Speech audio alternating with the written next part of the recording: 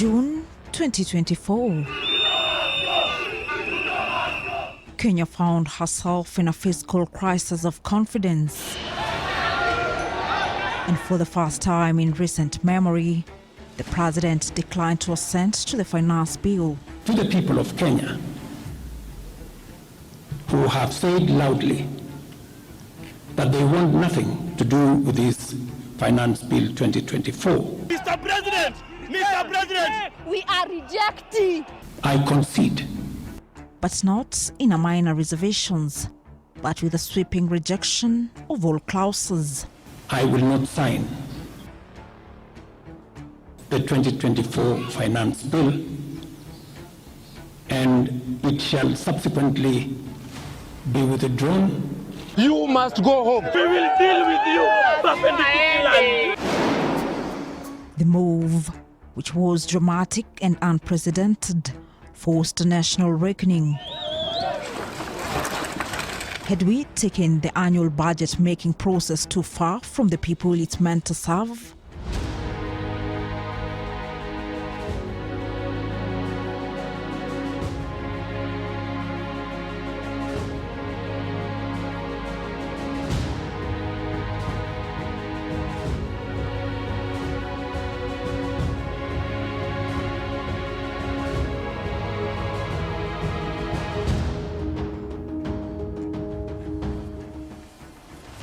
And on June 25, 2024, Parliament fell. And like an elephant brought down by a thorn, the hallowed house collapsed under the sting of unlikely bees, who identified as the Gen Zs. And while many observers never saw this coming, signs of Parliament invasions were for weeks written all over the internet.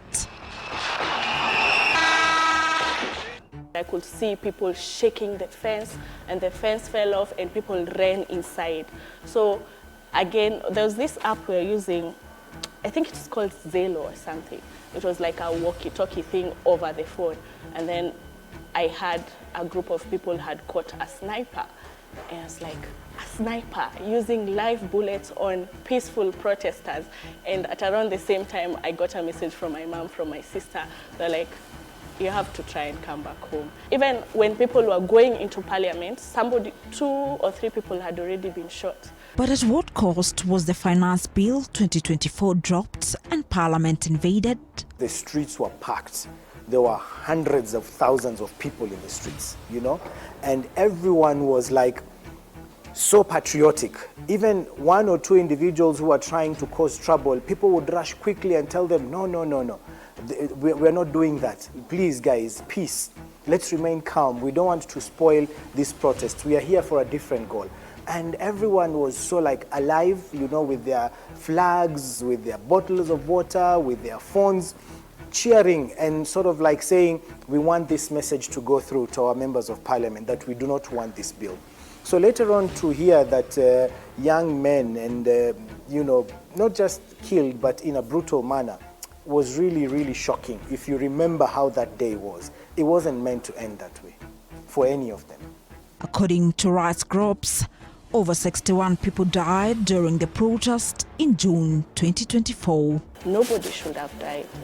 We lost over 60 people, but even from the first loss, Rex, and when was it David who succumbed to his injuries, nobody should have died at all, because protesting is a right that is enshrined within our constitution. In Rungai, we meet Jacinta Onyango, the mother to Kennedy Onyango, a 12-year rude boy who was shot and killed during the 2024 anti-finance bill protests.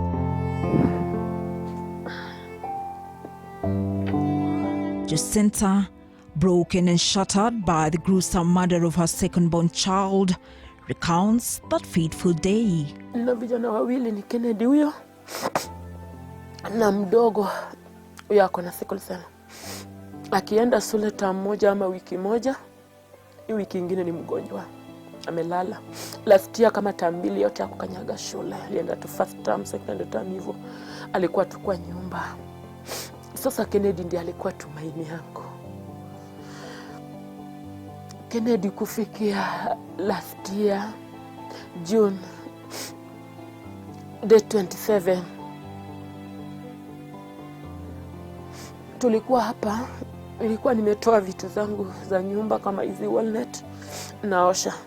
Kwa vile nimesema yeye ndiye active, alikuwa ananichotea maji. Ukiangalia hapo nje ya gate kuna maji.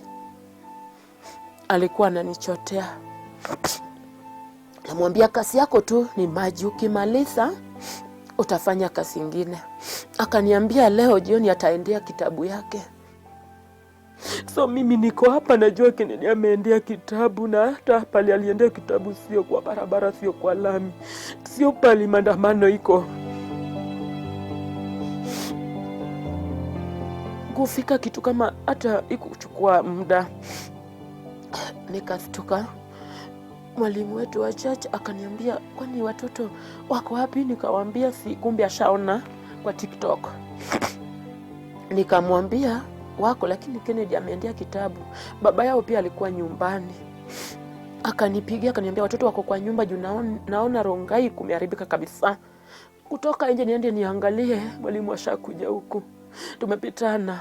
Akaniambia uko wapi? Ken ako wapi? Nikamwambia kwa nini unaniuliza hivyo Ken, mbona uniulize wengine? Akaniambia kwa sababu kuna mtoto amewawa hapa Rongai. Kuna mtoto naonekana amepigwa risasi. So hapo anataka kuniambia ni Kennedy na shaona ni yeye. Nikamwambia umeona wapi? Akaniambia kwa TikTok. Kurudi nikapata majirani zote wote wa mama wako kwa gate. Hapo kwa gate yetu wananiuliza umepata Kennedy? Jinsi kwa na simu ya TikTok. Nikamwambia sijamuona, kwa nini mnaniangalia hivi? Kwa nini imefanyika? Nikaomba hiyo simu ya TikTok. Nikaona kweli ni mtoto wangu na nguo yenye alivaa.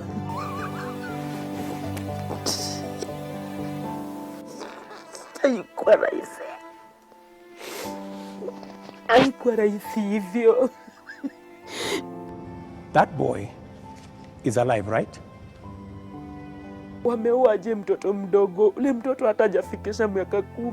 Juu Kennedy ako na umri ndogo. Kwa nini wameua mtoto mdogo hivyo? So he's the one who died. Haikuwa rahisi. Clutching her son's picture close to her chest, she expressed frustrations over the lack of progress in the case, accusing authorities of neglecting her cries for justice, despite the president's promise to her that justice will be delivered. I, as president, will make sure that finally I will give her an explanation of what really happened and make sure that we bring this to a situation where, like her, like myself who have children, she too can be, her child can be accounted for. Na mtu alinipigia simu, bado niko na namba yake, anaitwa Dennis Itumbi. Aliniambia mami naitwa Dennis Itumbi, wewe ndio mama Kennedy? Nikamwambia ndio. Nikiwa njiani nimesavuka mto, nimesavuka bahari, niko karibu kufika home.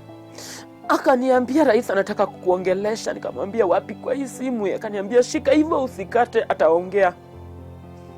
Nilishika hivyo, nikaona nimechoka, nikakata.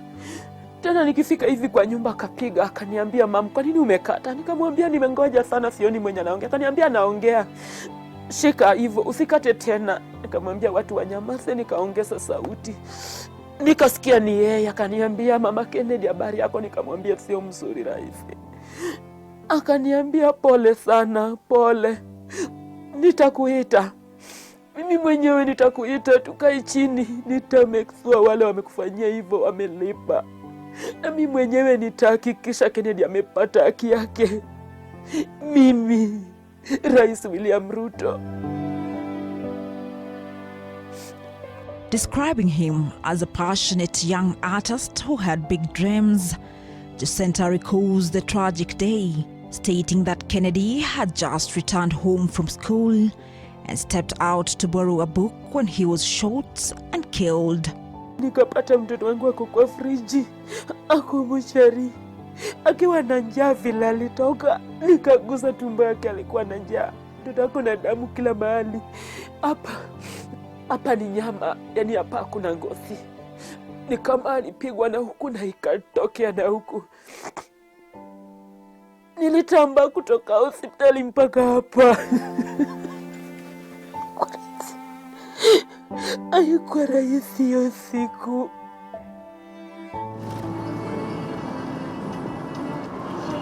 In Machakos County, we meet Caroline Mutesia, mother to Erickson Mutesia, a 25-year-old butcher shot in the chest outside Parliament buildings on 25th of June 2024.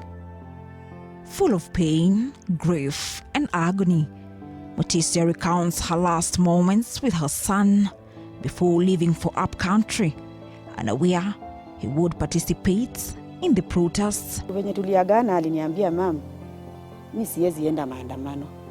Kuna yule last born wangu. Hata Eric ni yeye alikuwa anafikiria ameenda, alikuwa ameshaenda, huyu alikuwa huko.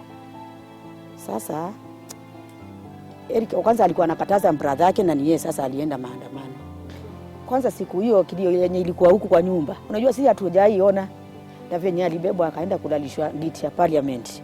Kwanza tulikuwa tunalia. Jua tu kwa tunadhani Eric, unajua picha tuliona kidogo kidogo tu. Na hatukufuatilia sana. Unajua mimi kuna siku nilikuwa najaribu kuambia watu wa YouTube wamtoe huku. Unajua nilikuwa nafungua simu YouTube naona Eric tu. Niliona ile picha akifunikwa ile bendera ya Kenya. Mourning her as a hard-working, obedient and polite man, she questioned why the police opened fire on him when he was unharmed. Sasa mtu akisema na ni askari huwa si unajua anapea nguvu hao askari wengine ili washuti. Si ni yeye aliwapea hiyo order. Mimi hata natakanga kutukutane face to face huko tukiwa kesini. Mimi natakanga nimuone face to face huyo kwanza sasa mwenye alisema huwa. Kuna siku najaribu nikienda kesi nimuone. Kumuona tu hivi nione sura yake. Unajua Eric alikuwa mtu wa jua alikuwa anakuja Sunday huku anakuja church huku kwetu. Unajua mimi namkumbuka, unajua mimi nilikuwa mwalimu wa youth. Sasa unaona nikiona watoto wakiimba bila yeye mahali alikuwa anasimama. Namkumbuka tu. Sasa alinikujia akaniambia, mama, siku regret venye niliuliwa. Nikamuuliza Eric, na kwa nini ulienda maandamano? Kaniambia mimi nilikuwa napigania nchi yetu. Nikamuuliza Eric, sasa kwa nini nilishinda, kwa nini ulienda huko? Na unajua nilimuuliza Eric, acha kunitokea umeshakufa. Nilimwambia hivyo. Eric umeshakufa na mimi huwa sitaki kukuona tena. Nikaambia Mungu sitaki kuona Eric. Kaniambia mama najua nimekufa. Aliniambia hivyo. Mama najua nimekufa lakini nilikuwa napigania nchi yetu. Nikamuuliza kwani kwa swali yangu nilikuwa namuuliza kwa nini ulienda huko? Akanijibu unajua sipenye nilimuulizanga akapotea sasa. Na mimi nikaamka kwa maombi sasa nikaomba. For Caroline Mutesia, Erickson's mother, the agony lay not just in the loss herself, but in knowing her son was taken in a violent and unjust manner by the government she voted in 2 years ago. Kwenye asubuhi tulienda mochari, najua tuliona mahali kulikuwa na shimo hapa hivi kwa heart. Ilitokea na hapa hivi hadi nyuma lakini ikatokea. Unajua ni shimo inatokeanga, tulielezewa tukaambiwa nyuma huwezi jua lakini hapa mbele ni lazima ikuwe na shimo kubwa hivyo. Daktari sijui anaitwa aje alituambia Eric angeokolewa kama unajua alilala hivi damu ikaingia. Kama angelala hivi ingetoka angeshukuliwa msaidie lakini unajua hakukuwa na usaidizi. Na kuna siku nilikuwa kwa maandamano hata nilikuwa huko. Hata kama mimi nilisema huko niliongea nikasema hata kama nikukufa acha nikufe na mtoto wangu. Hiyo compensation ya pesa mimi huwa sinanga shughuli nayo lakini una justice ya askari washikwe. Mimi ndio nataka. In her grieving, she reminisced over the cherished memories she now holds so dear as she expressed her agony of unanswered questions and a dragging system. She terms her son's death a premature and tragic end to a life filled with promise and potential. Wenye tulimzika Julai ilikuwa na babake huko nyumbani. Hatukuwa tunaenda mahali. Roho zetu zilikuwa ngumu sana bila yeye. Kama sasa December, unajua tulikuwa tumemzoea akikuja. Eric alikuwa anakuja 24th hivi. Sasa venye ilipita tukamngojea, tukakosa kumuona. Inakuanga ngumu bila yeye. Grappling with questions that may never be answered, Mutesia has blamed the government for what appeared to be lies and deception on the compensation over her son's death. Her hope on finding justice has faded away over time. Siwezi kaa kiti moja na president. Hiyo maisha yangu nimeshasema. Sitawahi kaa na yeye tuangaliane hivi. Hata akinipea milioni ngapi, sitaki. Sitawahi kaa na yeye. In the height of protests last year, Kenya police was accused of misreporting the deaths of anti-government protesters during the nationwide protests. In Kitengela, we meet George Obienga, 21-year-old Shakil Obienga's father. Shakil Obienga was shot by police officers in Kitengela, but his death was falsely recorded as a road accident in the morgue logbook. Kwa kitabu ilikuwa imeandikwa ni accident victim shot in Juja. No. Alipata accident na gari in Juja. Katika hiyo harakati ya kuangalia, niliweza kuona gari gani ilimbeba kumleta City Mortuary and the name of the police officer from the records of the City Mortuary. Imeandikwa vizuri ni accident victim from Juja. Nikanyamazia hapo. So nikaulizwa, before we start the postmortem, is this your son? Nikasema, yes, he is. Are you 100% sure? Yes. Can we start? Unaweza sign? Kaambia kabla sija sign, kuna interference on the body. Wakaniuliza ni nini? Nikasema, when I came on that day, mwili ilikuwa imejaa damu. But on that day when now he was being brought for postmortem, alikuwa ameoshwa. When we first came, alikuwa amepigwa risasi kutoka upande huu na ilikuwa na a very big wound. But on that day when we went, ilikuwa imepanguzwa na huku ikashonwa. So nikauliza wale majamaa, who could have done this? Mimi nikamwambia, even if I'm a layman, kumekuwa na interference with the body. Kwa sababu you can clearly see imepanguzwa damu. So kulikuwa na mzungu fulani hapo, sijui ni nani, I don't know. Akauliza, George, are you really sure? Nikamwambia, yes, 100%. Akauliza, do you have evidence to show us that there's interference with the body? Nikamwambia, yes, I have evidence. Show us. Kaonyesha zile pictures nilichukua. Kaonyesha vile alikuwa amevaa damu na ile state alikuwa by then. Kumaanisha there was interference. According to a national security report presented in Parliament last year, Kenya has seen a worrying 44% increase in cases of kidnappings and abductions between September 2023 and August 2024. Following the 2024 protests, the Kenyan government has been blamed to have waded into the realm of using kidnap, abductions, enforced disappearances, torture, and even extrajudicial killings to silence the youthful protesters despite the president's prior promise that under his administration such will not be witnessed. The report, delivered by President William Ruto during his State of the Nation address, reveals that the country recorded a total of 52 kidnappings during the period, compared to 36 the previous year.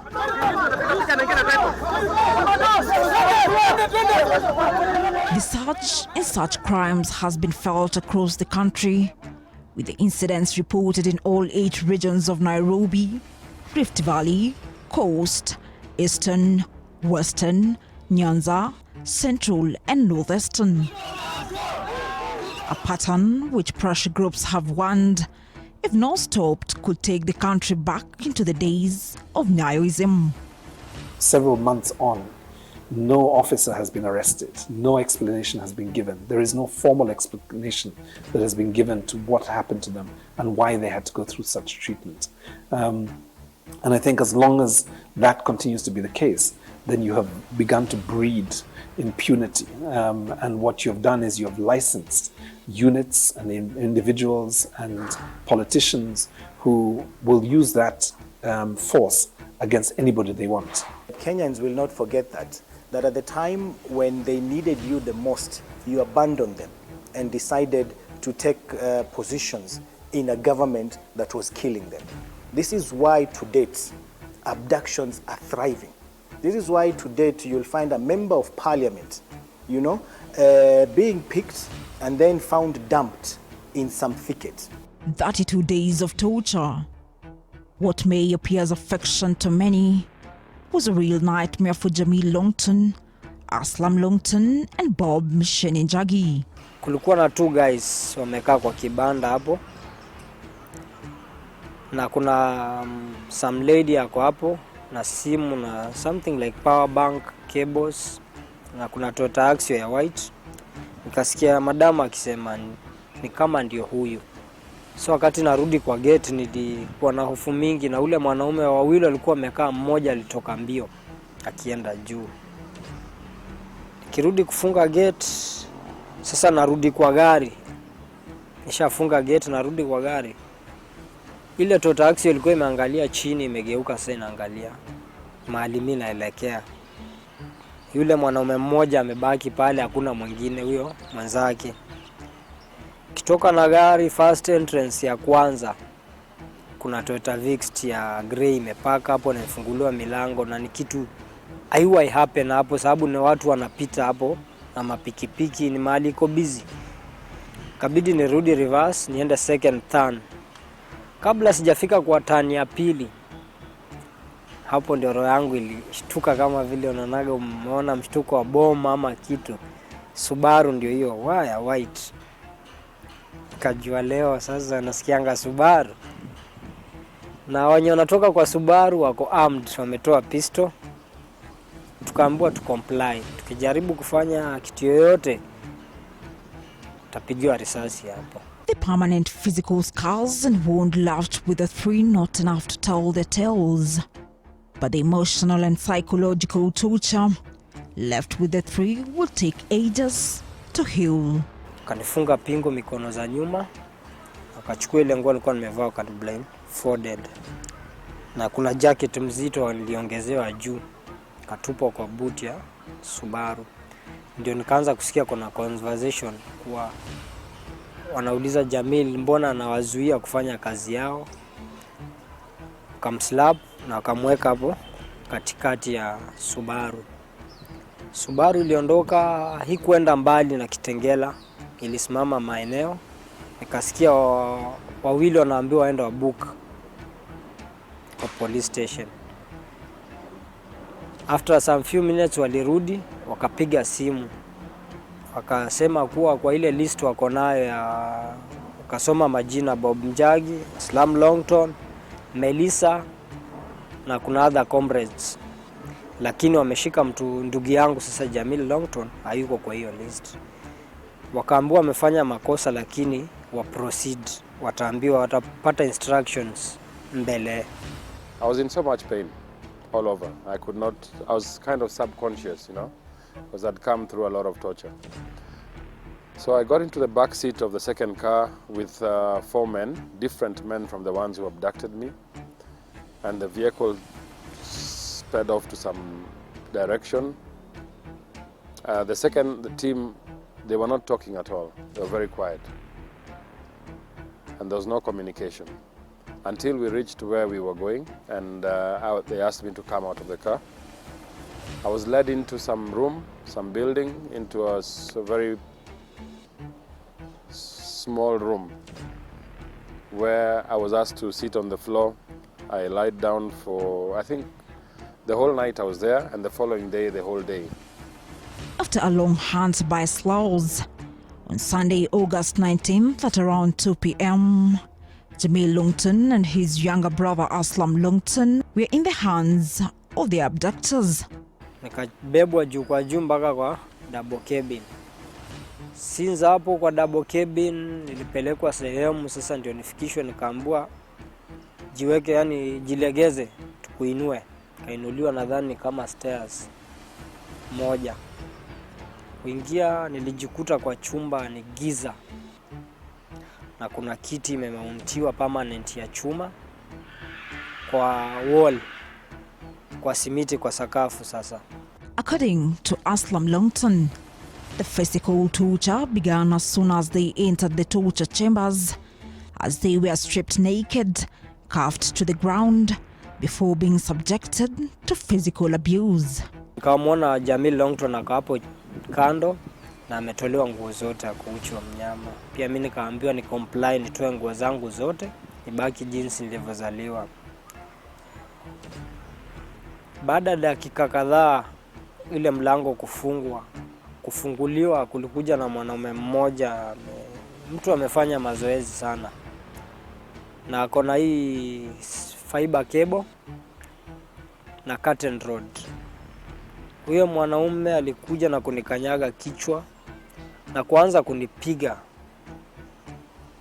na hiyo cable na hiyo pipe, akirudia tu mpaka akachoka. Akaenda next kwa Jamil Longton, pia akampiga, na baada ya kumpiga akafungua cubes.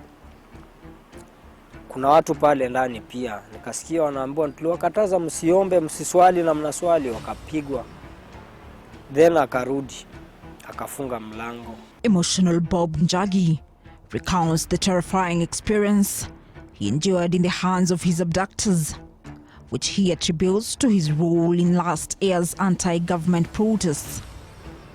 After about 48 hours they came, asked me to get up. They removed the handcuffs from the back. At that time my hands were completely numb. Yeah. I was handcuffed in the front, then taken to another room on the first floor. This is the room where we stayed for 30 days now. Okay. During this time, they would interrogate me once in a while, asking questions about the protest, who is funding this protest, who is behind, everything. Questions really that did not have or really did not need answers, because none of their allegations were true. Njagi detailed how he was seized on August 19 while traveling in a matatu in Mlolongo. 4 masked men approached him, accusing him of carrying a gun. At Mlolongo, the bus came to a stop, and when it stopped, 5 men got into the vehicle. These men did not identify themselves, but they claimed that I was armed, with a gun, which I was not, obviously. So they roughed me up, pulled me out of the bus, got me into a vehicle that was waiting, At that point is when I realized something is not right, because a normal police officer would identify themselves, and if they need to arrest you, handcuff you and tell you you're going to the police station. But the manner in which I was taken, I realized this is not an arrest. It's something more than that. So I tried to fight back and to get myself out of that situation, but they were armed, so I could not resist much. Njagi describing the grim condition of his captivity, stating he was denied food for the first 2 days and was fed only twice a week thereafter. Condemning the abduction, Aslam Longton and Bob Njagi say their lives have never been the same since the abduction, as they are still being monitored by people suspected to be state security officers. I'm not able to work as I used to work, Government itself is always surveilling and monitoring what we are doing, what we are saying. So we have no privacy at all. The challenges of life are still there. We still have to raise our kids and meet our day-to-day, responsibilities. Hawa serikali wanajua kila kitu inafanyika kwa hii country. So hata mimi wanatembea nikiwa na hofu tu, nikijua anytime these guys can come and put me to the Subaru again. Pointing fingers at the government and the dragging system, Jagi and Aslam Lungton now say that they are yet to get answers on the abduction and torture.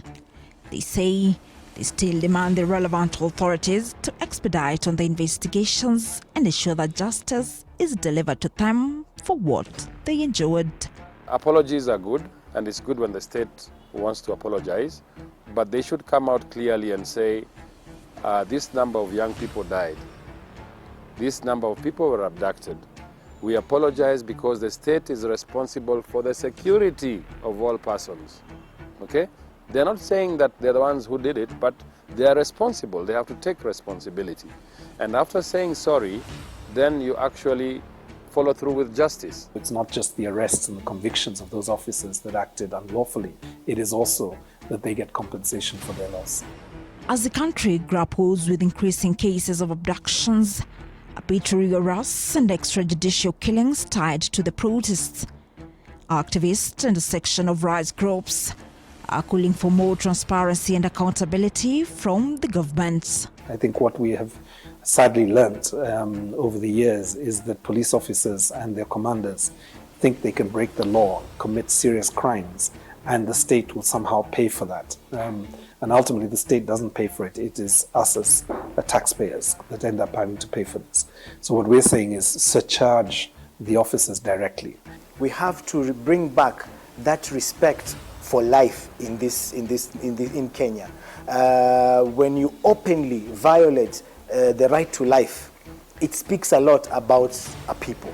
And we as a people must again go back to respecting life. Samir Mohammed for TV 47, Nairobi.